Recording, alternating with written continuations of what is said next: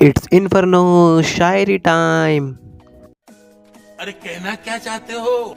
किसी से प्यार करो तो ऐसे कि वो तुम्हारी ज़िंदगी की पाको बन जाए। किसी से प्यार करो ऐसे कि वो तुम्हारी ज़िंदगी की पाको बन जाए, और उस प्यार के खातिर बाकियों से दूर रहो ऐसे कि तुम्हारे प्यार के बीच कोई मिचको ना आने पाए। तो hello guys and welcome back in the new video of my man. तो गाइस कैसे हो तुम सभी लोग?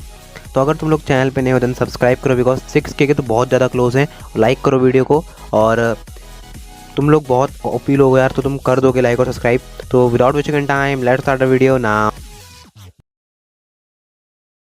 इस एपिसोड की स्टार्टिंग में हम एक बच्चे को देखते हैं जो बिल्कुल ख़राब मौसम में, बारिश आने ही वाली थी, सड़कों पर दौड़ रहा था और उसके पीछे भी कुछ बच्चे दौड़ रहे थे। ये बच्चा कोई और नहीं, ये मित्सो ही था, और उसके पीछे जो बच्चे दौड़ रहे थे वो कोई और नहीं, वो कबा और साबू थे। कबा और साबू एक खिलौना छीनने के लिए मित्सो के पीछे भाग रहे थे, और ये बात मित्सो के बचपन की है। मित्सो लगातार उनसे भाग रहा था अपने खिलौने को बचाने के लिए, लेकिन थोड़ी देर में कबा और साबू मित्सो को पकड़ लेते हैं और उससे उसका खिलौना छीन लेते हैं। मित्सो कहता है मेरा खिलौना मुझसे मत छीनो।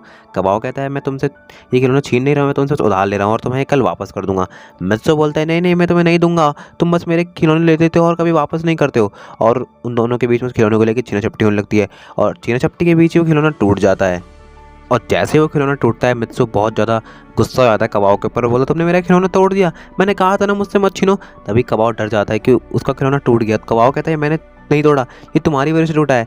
तभी कबाओ कहते हैं बताओ ना साबू से। साबू कहते हैं हाँ हाँ मित्सु ये तुम्हारी वजह से टूटा है। मित्सु कहते हैं नहीं नहीं ये तुमने ही तोड़ा है, मुझे मेरा खिलौना वापस चाहिए। और मित्सु रोकर जो है कबाओ और साबू के ऊपर जो हमला करने लगता है। तभी कबाओ को गुस्सा आता है और वो मित्सु को धक्का दे देता है, जिससे मित्सु के पैर में चोट लग जाती है। और कबाओ कहता है मैंने खिलौना नहीं तोड़ा, और अगर तुमने इसके बारे में किसी को भी बताया तो मैं तुम्हें बहुत मारूंगा, और मैं जा रहा हूँ बाय। और कबाओ वहाँ से भाग जाता है और साबू भी उसके पीछे पीछे भाग जाता है।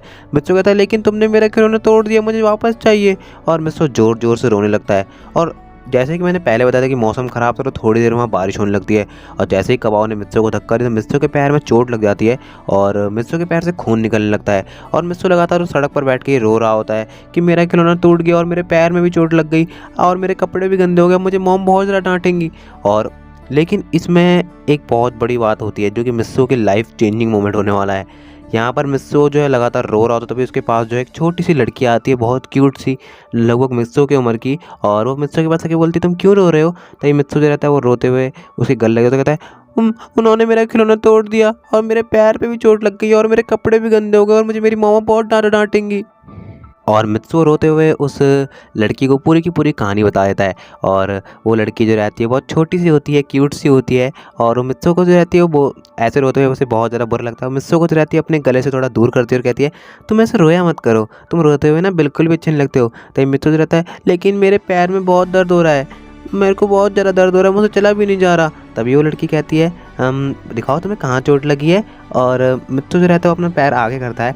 तभी लड़की कहती है अरे तुम्हें तो काफ़ी चोट लग गई है, तुम्हारे पैर से तो खून निकल रहा है। तो मित्सु कहता है हाँ मेरे पैर में बहुत दर्द हो रहा है। तभी वो लड़की कहती है रुको मैं तुम्हारा पैर ठीक करती हूँ, दर्द भाग जाओ दर्द भाग जाओ। मैंने ना तुम्हारे पैर से दर्द को भगा दिया है और मैं खून को रोकने के लिए अपना हैंकी बांध देती हूँ। और वो लड़की जो रहती है वो मित्सु के पैर में अपना हैंकी बांध देती है। और तभी मित्सु कहता है लेकिन तुम्हारा नाम क्या है, मैं तुम्हारा नाम ही नहीं पूछा। और तभी पीछे से आवाज़ आती है जल्दी आइए हमें लेट हो रही है। और लड़की कहती है कोई बात नहीं, मैं तुम्हें फिर कहीं बाद में मिलूंगी तब अपना नाम बताऊंगी, बाय। और वो लड़की बिना कुछ कहे वहाँ से चली जाती है। और तभी मित्सु की नींद टूटती है और मित्सु कहता है लेकिन तुम्हारा नाम क्या है? और मित्सु नींद से उठते ही यह बात जो है बहुत तेज़ी के साथ बोलता है, और पास ही में बैठा उसका रोबोट जो है होमवर्क कर रहा होता है। और जैसे ही मित्सु नींद से उठते ही बोलता है तुमने मुझे अपना नाम नहीं बताया, तुम्हारा नाम क्या है? और मित्सु 2-3 बार ऐसे कहता है। तो रोबोट भागते हुए उसके पास आता है और बोलता है तुम ठीक तो हो ना, और अभी तक तो तुम ठीक थे, तुम्हारा तबीयत तो ठीक है ना? तभी मित्सु कहता है उसने मुझे अपना नाम नहीं बताया। तभी मित्सु का रोबोट कहता है किसने तुम्हें अपना नाम नहीं बताया? मित्सु कहता है उसने मुझे अपना नाम नहीं बताया, वो अभी तो यहीं पर थी ना, और तो उसने मुझे अपना नाम नहीं बताया। तभी मित्सु का रोबोट कहता है तुम्हारा दिमाग ख़राब हो गया है, किसने तुम्हें अपना नाम नहीं बताया? तभी मित्सु थोड़ा होश में आता है, कहता है अरे कुछ नहीं वो बस ऐसे ही। तभी मित्सु का रोबोट कहता है आखिर बात क्या है? तभी मित्सु जो रहता है पूरी बात एक्सप्लेन करता है अपने रोबोट को, और बताता है कि ऐसे ऐसे उसके साथ हुआ था जब वो छोटा था। और तभी मित्सु कहता है वो हैंकी कहाँ है? और मित्सु अपने पूरे के पूरे रूम में हैंकी ढूंढने लगता है और सारा का सारा सामान इधर उधर कर देता है। और तभी रोबोट कहता है अरे तुम्हें क्या कर रहे हो, मॉम ने आज ही रूम की सफाई की और अगर उन्होंने देख लिया कि तुमने रूम कैसी हालत कर दी है तो वो तुम्हें बहुत डांटेंगी। तभी मित्सु बोलता है मॉम की डांट तो मुझे पड़ती रहती है, लेकिन अभी वो हैंकी ढूंढना बहुत जरूरी है, वो यहाँ पर है नहीं। तभी मित्सु का रोबोट कहता है तो उसको आराम से ढूंढो ना। मॉम ने आधी सफाई करी और अगर उन्हें सच में दिख गया तो तुम्हें बहुत ज़्यादा डांटेंगी। लेकिन मित्सो अपने रोबोट की एक बात भी नहीं सुनता और पूरे के पूरे रूम को इधर से उधर फैला देता है और बहुत मुश्किल से उस हैंकी को ढूंढ लेता है। और जैसे ही मित्सो को वो हैंकी मिलता है, मित्सो को बहुत ज़्यादा रिलीफ मिलता है उसके हार्ट पर। और मित्सो कहता है हश, ये रहा वो हैंकी। मुझे इसको ढूंढना बहुत ज़्यादा मुश्किल लग रहा था, लेकिन मुझे लगा कि मिलेगा ही नहीं, लेकिन आखिरकार ये मिल ही गया। मुझे इस हैंकी को वापस करना होगा, इसके असली मालिक को। तभी मित्सो का रोबोट कहता है लेकिन इतने सालों बाद आखिर ऐसा क्या हो गया। तभी मित्सो कहता है मैं ये बात भूल गया था, लेकिन न जाने अचानक से क्यों मुझे आज ये बात याद आ गई। तभी मित्सो का रोबोट कहता है इसमें कुछ तो सेंस है।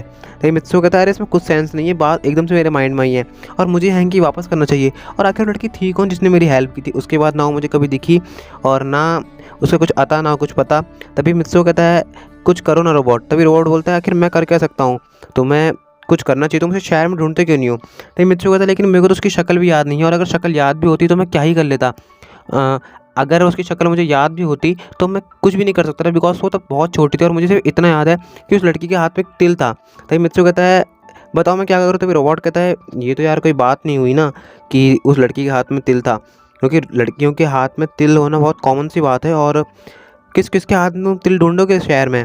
एक काम करो तुम उसका ख्याल छोड़ दो और हैंकी जहाँ पे था वहीं पे रखो और इस पूरे के पूरे रूम का भी ठीक करो। तभी वहाँ पर पाको आ जाती है। पाको बोलती है अरे किसके हाथ में तिल ढूंढ रहे हो तुम लोग, और कैसे हो मित्सो, और ये रूम की कैसी हालत कर दी तुमने, लगता है तुम्हारा फिर से झगड़ा हो गया तुम्हारे रोबोट के साथ। तभी मित्सो कहता है अरे नहीं पाको, मैं किसी के हाथ में तिल नहीं ढूंढ रहा हूँ, कुछ भी नहीं, बताओ तुम्हारा आना कैसे हुआ। तभी मित्सो से पाको बोलती है अरे तुम कितने भुलक्कड़ हो, तुमने तो मुझे बुलाया था और तुमने तो कहा था कि हम बाहर चलेंगे। तभी मित्सो का रोबोट कहता है अच्छा तो मतलब तुम आज फिर से बाहर जाने वाले हो और तुमने रूम को भी फैला दिया है और अभी मुझे साफ़ करना पड़ेगा। तभी मित्सो कहता है सॉरी रोबोट, मुझे माफ़ कर दो, मैं पक्का वादा करता हूँ कि मैं इसे आके साफ़ कर दूंगा, लेकिन जितना हो सके तुम कोशिश करना कि तुम साफ़ कर दो और जितना हो सके मॉम को इस रूम से दूर रखना, नहीं तो मैं डांट तुम्हें खिलवा दूंगा। तभी रोबोट कहता है मतलब, तभी मित्सो कहता है मतलब मैं तो बाद में आके बताऊंगा, बाय। और मित्सो अपना परमानेंट सेट पहन के वहाँ से निकल जाता है और रोबोट बस इतना ही बोलता रह जाता है कि अरे तुम मुझे हमेशा फंसा देते हो, तुम बहुत बुरे हो, मैं तुमसे कभी बात नहीं करूँगा। और रास्ते में जब मित्सो और पाको जा रहे होते हैं, हमारा परमानेंट और पाको वहाँ से जा रहे होते हैं, तो ये पाको बोलती है लेकिन परमानेंट तुम किसके हाथ में तिल ढूंढने की बात कर रहे थे, तुम कहीं किसी और लड़की के चक्कर में तो नहीं पड़ रहे हो। ये परमानेंट कहता है अरे पाको तुम हमेशा मुझ पर शक करती रहती हो, तुम्हें लगता है कि मैं तुम्हारे होते हुए किसी और को देख भी सकता हूँ। तो ये पाको बोलती है नहीं लगता तो नहीं है, लेकिन तुम्हारी हरकतें ही ऐसी हैं। तभी परमानेंट बोलता है अरे तो तुम अगर तुम्हें शक ही करना तो शक ही करती रहो, मुझे कुछ फ़र्क नहीं पड़ता। तो ये पाको बोलती है ये भी सही है। और तभी पाको जाती है परमानेंट से बोलती है परमानेंट आप बताओ ना आज मैं कैसी लग रही हूँ। तो ये परमानेंट रहता है पाको को रोक के बोलता है इतनी सुंदर लग रही हो कि मन कर रहा है तुम्हें ही देखता रहूँ। तो ये पाको बोलती है अच्छा तो मैं तुम्हें चैलेंज देती हूँ। तो ये परमानेंट बोलते बताओ कौन सा चैलेंज।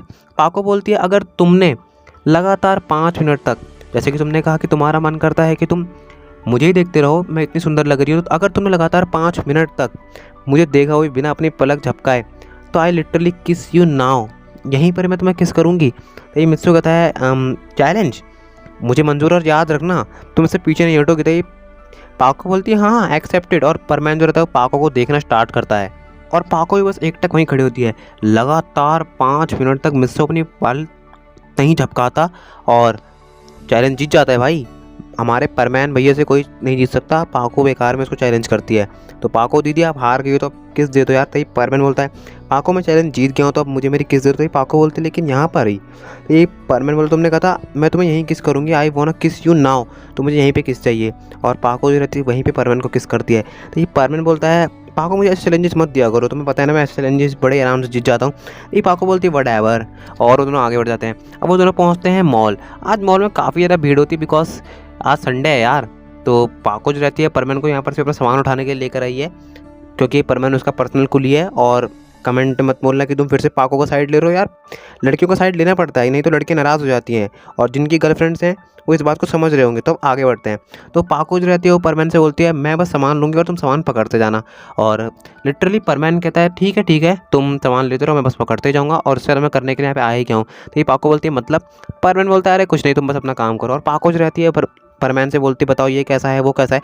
परमैन बोलता है अरे ये भी सही है वो भी सही है। और पाको तो है ही यार हमारी सुमीरे, पैसे की कमी थोड़ी यार, पैसा बहुत है अपने पास, बस खर्च करने के लिए कोई चाहिए। तो पाको जो रहती है फुल पैसा खर्च करती है आज और अपने अच्छे ड्रेसेस भी खरीद लेती है। और इन ड्रेसेस को परमैन कैरी कर रहा होता है, लेकिन उसके दिमाग में सही चल रहा होता है कि यार वो लड़की कौन थी और मैं उसे कैसे ढूंढूंगा। और ना जाने कैसे अचानक से मेरे मन में बात आ गई। यही परमैन जो रहता है वो एकदम से इसी बारे में सोच रहा होता है, तभी परवीन के दिमाग में एक बात आती है कि उस लड़की के हाथ में तिल था। लेकिन इस शहर में कई लड़कियों के हाथ में तिल होंगे, लेकिन परवीन के दिमाग में तभी एक बात आती है कि उस लड़की के हाथ में कुछ अलग ही टाइप का तिल था। और तभी परवीन को एक लड़की दिखती है उसकी आंखों के सामने, जिसके हाथ में तिल होता है और वो लिटरली ऑलमोस्ट परवीन की उम्र की होती है, हमारे मित्सु की उम्र की होती है। तभी परवीन जो रहता है वो पाको का सारा सामान वहीं फेंकता है और उस लड़की के पीछे भागना स्टार्ट कर देता है। थोड़ी देर में परवीन उस लड़की को पकड़ता है और उसका हाथ पकड़ के देखने लगता है और लड़की लिटरली बहुत ज़्यादा डर जाती है, डरते चिल्लाने लगती है। तभी सभी लोग जो वहाँ पे इकट्ठा होकर पाको ही भागते हुए परवीन से कहते तुम्हें क्या कर रहे हो। परवीन बोलता है अरे अरे कुछ नहीं पाको, वो बस ऐसे ही न जाने एकदम से मुझे क्या हो गया। तो लड़की करती है सबके सामने हमारे परवीन को चांटा मारते कहती है बदतमीज़, नाम खराब कर रखा है तुमने सही परवीन का। और वो लड़की बहुत गुस्सा होकर मुझसे चली जाती है। परवीन भी जो रहता है वो कहता है मुझे माफ़ करना। और परवीन एकदम से उस लड़की के हाथ में तिल देख के एकदम से बावरा सा हो गया था। तो ये पाको बोलती लेकिन तुम्हें हुआ क्या था परवीन, तुम एकदम से उसके पीछे क्यों भाग रहे थे और तुमने उसका हाथ क्यों पकड़ा। और पाको भी थोड़ी गुस्सा हो जाती है क्योंकि परवीन ने ऐसा बिहेव किया उस लड़की के साथ। तो ये परवीन बोलता है पाको एक काम करते हैं, मेरा ना थोड़ा सर में दर्द हो रहा है और रात भी मतलब शाम भी हो गई है, तो चलते हैं चलो। तो ये पाको बोलती है लेकिन हमने तुम्हारे लिए तो कुछ लिया ही नहीं। भाई परवीन बोलता है हम अगले हफ्ते आके मिल ले कुछ भी ले लेंगे, लेकिन अभी चलते हैं। और पाको जो रहती है परवीन को वहाँ से लेके चली जाती है। अब वो लोग जब रास्ते में घर जा रहे होते हैं तभी परवीन जो रहता है पाको से बोलता है कि पाको वो बात ऐसी है ना कि, तो और वो पूरा का पूरा सीन जो है पाको को एक्सप्लेन कर दे रहा है। और पाको जो रहती है वो सोचने लगती है कि अच्छा ये बात है, बस इसी चक्कर में तुमने वहाँ पे इतना हंगामा कर दिया। तो ये पाको बोलती है मुझे वो हैंकी दो। और परवीन जो रहता है पाको को वो हैंकी दे देता है। पाको भी जो रहती है बोलती है मैं तुम्हारी लड़की को ढूंढूंगी बस, और जैसे कि तुमने कहा मैं उस लड़की को तुम्हारे लिए ढूंढ के रहूँगी, और जैसे मुझे लड़की मिलेगी मैं तुम्हें बता दूंगी। और तभी परवीन जो रहता है पाको से गले लगते हुए कहता है थैंक यू पाको, तुम मेरी सबसे ज़्यादा फिक्र करती हो। और तभी पाको बोलती बाय परवीन, और फिर से ऐसी कोई हरकत मत करना, मैं तुम्हारे लिए लड़की ढूंढूंगी और हरकतें मत करना बिल्कुल भी, मैं तुम्हें कह रही हूँ। तो इस बार बहुत बड़ी गड़बड़ हो जाएगी।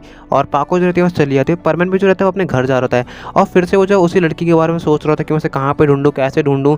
और उसके माइंड में बस यही चल रहा होता है कि कहीं पाको से ढूंढेगी या फिर नहीं ढूंढेगी, पाको कहीं मजाक कर रही हो, आखिर क्या होगा कैसे होगा, मैं उस लड़की तक कैसे पहुँचूंगा। लेकिन तभी परवीन को कुछ अजीब सा दिखता है और उस अजीब सा देखने के चक्कर में परवीन बहुत तेज़ी से नीचे जाने लगता है। आखिर परवीन ने ऐसा क्या देख लिया, क्या परवीन को लड़की मिल गई। यार हम तो कुछ नहीं जानते, उसके लिए आपको सेकंड पार्ट का वेट करना होगा और बहुत अमेजिंग स्टोरी होने वाली है ये वाली। जान तो फर्स्ट पार्ट थोड़ा बोरिंग है लेकिन सेकंड पार्ट बहुत अमेजिंग होगा। तो वीडियो पसंद आएगी तो वीडियो को लाइक करो, चैनल पे नहीं हो तो सब्सक्राइब करो। लाइक नहीं करोगे चलोगे, सब्सक्राइब करना ही पड़ेगा बिकॉज किसके करने हैं। और या आप कमेंट करके बताओ वीडियो कौन सा पार्ट सबसे ज़्यादा बढ़िया लगा। नोटिफिकेशन बेल को प्रेस करो ताकि मुझे चैनल के आने वाले वीडियो की नोटिफिकेशन सबसे पहले मिले। तो मैं मिलता हूँ नेक्स्ट वीडियो में, तब तक के लिए stay tuned with channel and my dear hearted sayonara. इस एपिसोड की